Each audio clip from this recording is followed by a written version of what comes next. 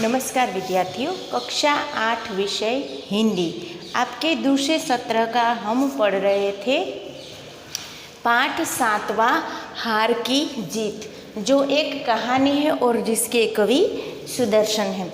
तो इसके पहले के वीडियो में विद्यार्थियों हमने देखा कि कहानी के मुताबिक एक साधु है जिसका नाम है बाबा भारती और एक डाकू है जिसका नाम है खड़क सिंह। अब ये बाबा भारती है, उसके पास एक बहुत ही अनोखा, सुंदर और देखने लायक, रमणीय और जिसकी चाल देखते बहुत ही अच्छा लगे, बहुत आनंद हो, ऐसा एक घोड़ा था। घोड़े का और बाबा भारती का संबंध यूँ कुछ था कि उसे देखकर ही वह पूरा दिन निकालते थे और भगवत भजन के बाद बाबा भारती उस पर बैठकर घूमने जाते थे। अब उनके इस घोड़े की कीर्ति आसपास के इलाकों में फैल चुकी थी। अब उसकी ये कीर्ति, उसके बारे में सुनकर डाकू खड़क सिंह को आश्चर्य हुआ। उस घोड़े को देखने की चाहना से वह बाबा भारती के पास पहुंचता है और उसे कहता है कि आपके घोड़े को देखने की चाह थी, इसीलिए मैं आया हूँ। और उसके बाद वह उसके घोड़े पर बैठकर उसकी चाल भी देखना चाहता है। और जाते जाते खड़क सिंह बाबा भारती को कहकर जाता है कि मैं ये घोड़ा आपके पास नहीं रहने दूंगा। बाबा खड़क सिंह एक डाकू था और उसे बाबा भारती का घोड़ा प्रिय था, पसंद आ गया था। उसे लगा ये साधु को घोड़े का क्या काम, क्यों ना मैं ही इसको रख लूँ। तो बाबा भारती को उसने कहा कि मैं यह घोड़ा आपके पास नहीं रहने दूंगा। तब से बाबा भारती को मन में डर बैठ गया कि यदि यह मेरे घोड़े को ले जाएगा तो कितने महीनों तक उसने घोड़े की रखवाली की, अस्तबल के बाहर रात को निगरानी दी। लेकिन जब कई महीनों तक, 2-3 महीनों तक खड़क सिंह का कुछ पता नहीं चलता, वो दिखाई नहीं देता, तब थोड़े से वह असावधान हो जाते। इसकी बाद की कहानी में विद्यार्थियों क्या होता है यह हम देखेंगे आगे। तो आपकी पाठ्य पुस्तक के पेज नंबर 40 पर विद्यार्थियों देखिएगा। संध्या का समय था। अब उसके बाद संध्या का समय था। एक दिन बाबा भारती सुल्तान की पीठ पर सवार होकर घूमने जा रहे थे। इस समय उनकी आंखों में चमक थी। रोज की तरह वो घूमने जा रहे थे। मुख पर प्रसन्नता, कभी घोड़े के शरीर पर देखते और कभी उसके रंग की, और रंग को और वह मन में फूले न समाते। वो तो रोज की तरह अपने घोड़े पर बैसकर सैर पर निकल गए थे। कभी उसकी पीठ को, शरीर को देखते और कभी उसके रंग को, और यह देखकर मन ही मन फूला न समाना मानी उन्हें अत्यधिक प्रसन्नता होती थी। सहसा एक ओर से आवाज आई। सहसा मतलब यहाँ अचानक। वह जा रहे थे अपने घोड़े पर सैर करने, तो अचानक ही उन्हें एक आवाज़ सुनाई देती है। ओ बाबा, इस कंगले की सुनते जाना। क्या आवाज़ सुनाई देती है उनको कि कोई बोलता है ओ बाबा, इस कंगले की सुनते जाना। यहाँ पर कंगला मानी गरीब, कंगाल, जिसके पास कुछ नहीं हो, वो गरीब बैठा हुआ था। और उन्होंने ऐसी, उस गरीब ने बाबा भारती को आवाज़ दी कि ओ बाबा सुनते जाना। आवाज़ में करुणा थी। किस तरह से उसने आवाज़ दी? गरीब व्यक्ति जब आवाज़ देता है तो उसकी आवाज़ में करुणा होती है। करुणा माने दुख या दया, उसकी दयनीय स्थिति होती है और दुख हो ऐसी दुखद आवाज़ होती है। बाबा ने घोड़े को रोक लिया। आवाज़ सुनते ही देखा एक अपाहिज वृक्ष की छाया में पड़ा करा रहा है। अब बाबा को यह आवाज़ सुनाई दी तो बाबा भारती रुक जाते हैं। क्या देखते हैं कि एक अपाहिज वृक्ष की छाया में करा रहा है। यहाँ पर विद्यार्थियों अपाहिज शब्द है मानी अपंग या विकलांग, शारीरिक रूप से जिसको नुकसान हुआ हो और जिसके शरीर पर कोई क्षति हो, ऐसे व्यक्ति को कहते हैं विकलांग, यानी कि अपाहिज, जो पूरी तरह से शारीरिक तौर से स्वस्थ ना हो।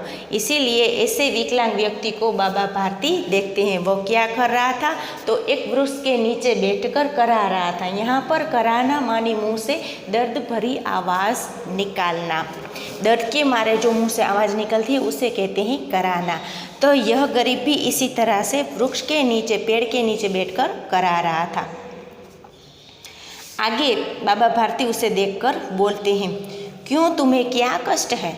कष्ट माने तुम्हें क्या दुख है, क्यों ऐसे करा रहे हो? अपाहिज ने हाथ जोड़कर कहा, बाबा मैं दुखियारा हूँ, मुझ पर दया करो। रामावाला यहाँ से 3 मील है। मुझे वहीं जाना है। अब वो कहता है कि मैं एक दुखियारा हूँ और रामावाला नामक स्थान यहाँ से 3 मील की दूरी पर है और मुझे वहाँ जाना है। घोड़े पर चढ़ा लो, परमात्मा भला करेगा। आप घोड़े से जा रहे हो तो मैं अपाहिज हूँ, 3 मील तक कैसे जाऊँ? आप मुझे घोड़े पर चढ़ाकर वहाँ पहुँचा दो, भगवान आपका भला करेगा। वहीं तुम्हारा कौन है? तब बाबा भारती पूछते हैं, वहाँ तुम्हारा कौन है?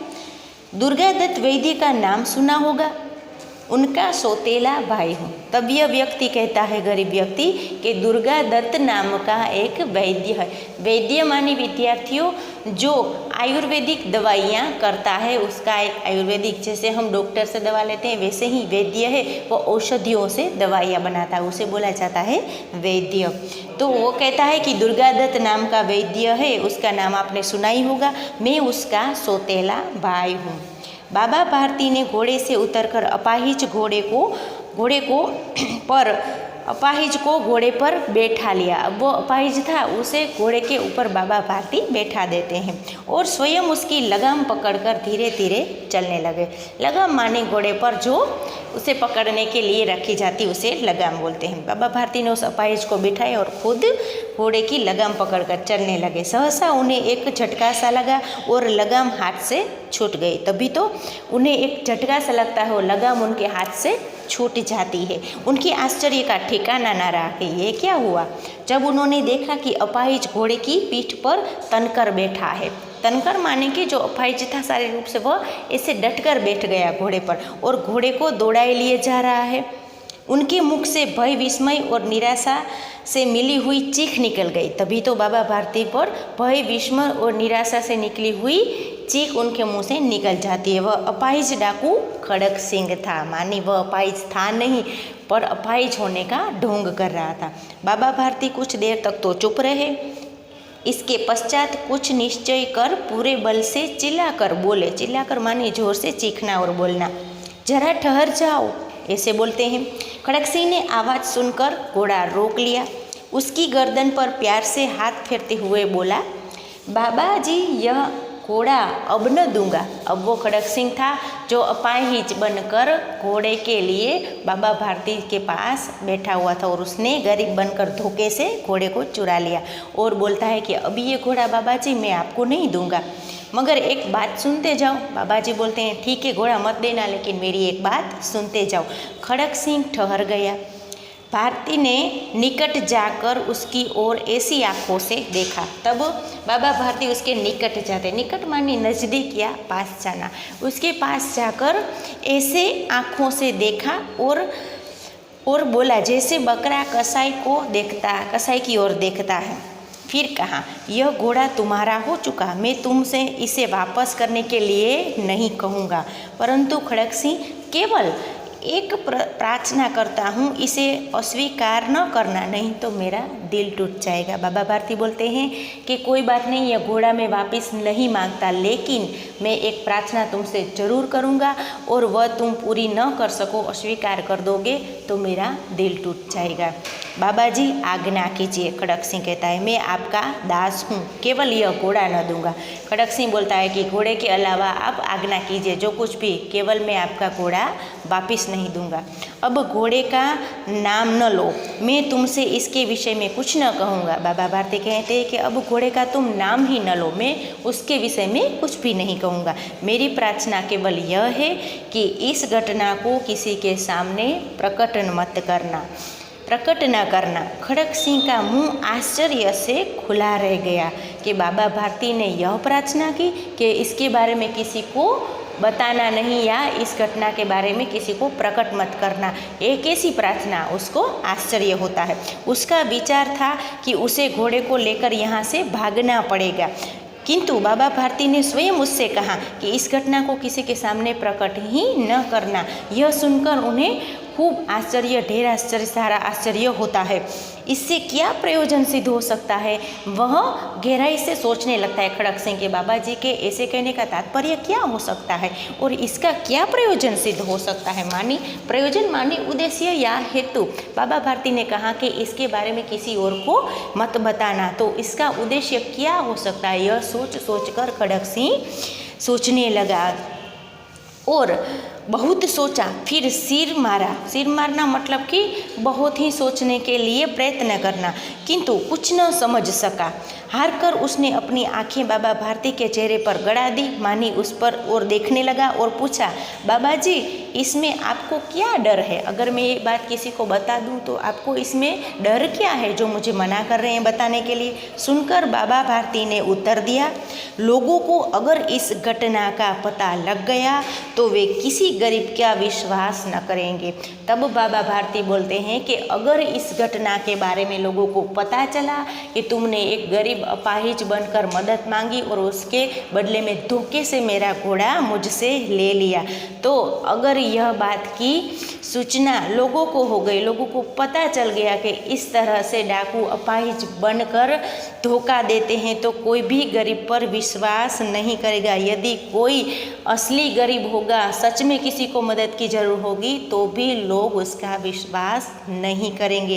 इसीलिए बाबा भारती ने डाकू खड़क सिंह से कहा कि तुमने जो विकलांग और दयनीय कराता हुआ गरीब बनकर मेरा धोखे से घोड़ा चुराया है, अगर इस बात का पता लोगों को चला तो कोई लोग आगे से किसी गरीब पर भरोसा नहीं करेंगे, विश्वास नहीं करेंगे, उसकी कभी मदद नहीं करेंगे। यह कहते कहते उन्होंने सुल्तान की ओर से इस तरह मुंह मोड़ लिया जैसे उनका कोई संबंध ही नहीं रहा था। अब ऐसा इतना कहकर बाबा भारती उससे ऐसे मुंह मोड़ लेते हैं कि जैसे उसे जानते ही नहीं थे या उसके साथ कोई संबंध ही नहीं था। अब विद्यार्थियों, यहाँ तक की कहानी हमने पढ़ी। अब इसके बाद बाबा भारती की बातों का डाकू खड़क सिंह पर क्या असर होता है? क्या वह घोड़ा लौटा देगा? उसका हृदय परिवर्तन होगा इस बात से? ये बात हम आगे की कहानी में नेक्स्ट वीडियो में पढ़ेंगे। धन्यवाद।